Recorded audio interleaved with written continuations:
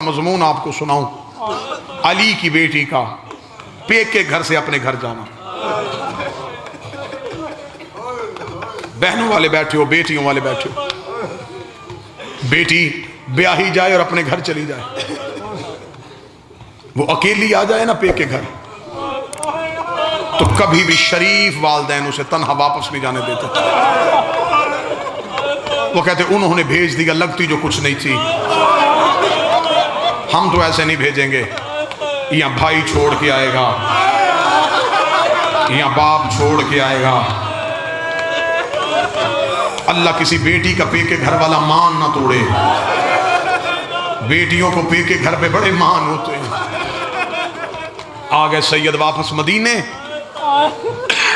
روز سادات کے گھر میں مجلس ہوتی، پڑھتے کون؟ خود سید الساجدین. سنتے کون؟ مدینے کے لوگ. روزانہ سجاد مدینے کے لوگوں کو کربلا کے درد سناتے.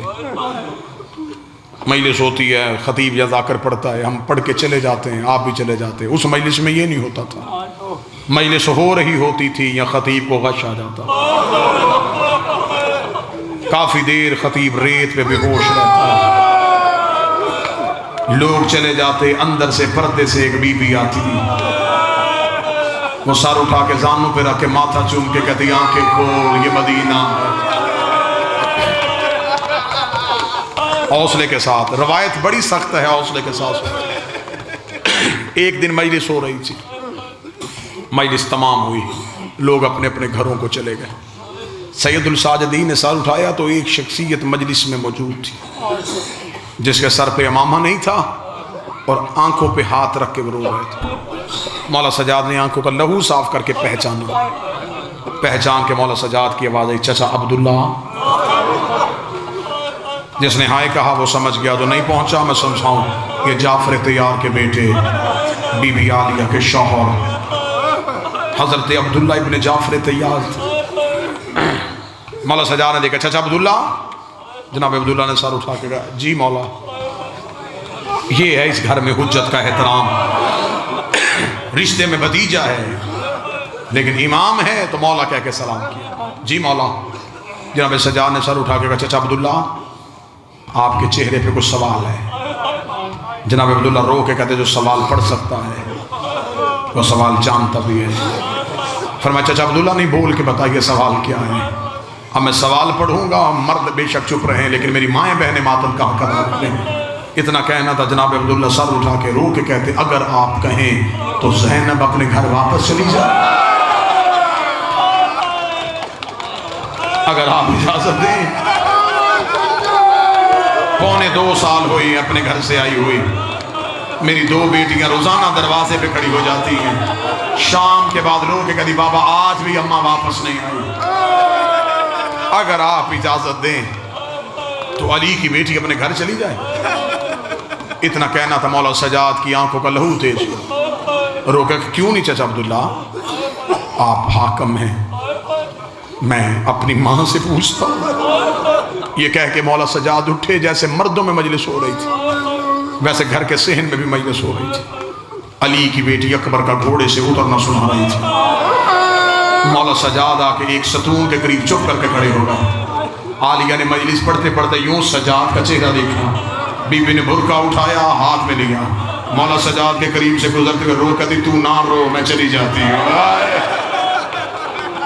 تو نہ رو، میں جا رہی ہوں. مجھے خبر ہے تجھ سے کہا نہیں جا رہا. اتنا کہنا تھا. سجاد نے ماں کے گلے میں باہیں ڈالی. رو کے کہا میرا اکبر بھی تو ہے، میرا حسین بھی تو ہے، میرا عباس بھی تو ہے، میرا تیرے سوا ہے کون. بی بی تڑپی. حوصلے کے ساتھ، حوصلے کے ساتھ سن. بی بی رو کے دی سجاد تو نہ گھبرا، میں چلی جاتی. اب میں نے مصائب کی ابتدا میں ایک دعا پڑھی تھی کہ جب بیٹی پے کے گھر سے جائے کوئی چھوڑنے جاتا ہے، ایسا ہی ہے. اللہ تمہاری بیٹیوں کا نصیب اچھا کرے. 40 بند دروازوں کے درمیان علی کی بیٹی کھڑی ہوئی. یوں ایک ایک بند دروازہ دیکھتے دیکھتے 40ویں دروازے پہ نظر پڑی، بی بی زمین پہ گر گئی، رو کہتی خدا تجھ پہ لعنت کرے ہندا کا بیٹا، تو نے میری بھری حویلی برباد کر دی۔ پہلے زینب جاتی تھی، اس دروازے سے عباس آتا تھا، اس دروازے سے اکبر آتا تھا، اس دروازے سے قاسم آتا تھا۔ آج میں اپنے گھر جا رہی ہوں، آج مجھے چھوڑ کے جانے والا کوئی نہیں۔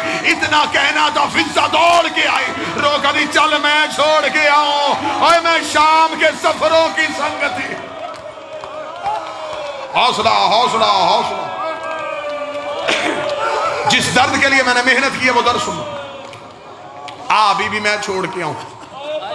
بی بی فضہ نے علی کی بیٹی کا ہاتھ تھاما، علی اپنے دروازے پہ آئی، جو سید بیٹھے ہوا مجھے ستر معاف کرنا، پوری دنیا میں بابا جی کسی بھی سید جا کے پوچھو کس کی اولاد ہے، وہ کہے گا حسنی ہوں، حسینی ہوں، عابدی ہوں، جعفری ہوں، کاظمی ہوں، رضوی ہوں، نقوی ہوں، تقوی ہوں، کوئی نہیں کہتا میں زینبی ہوں۔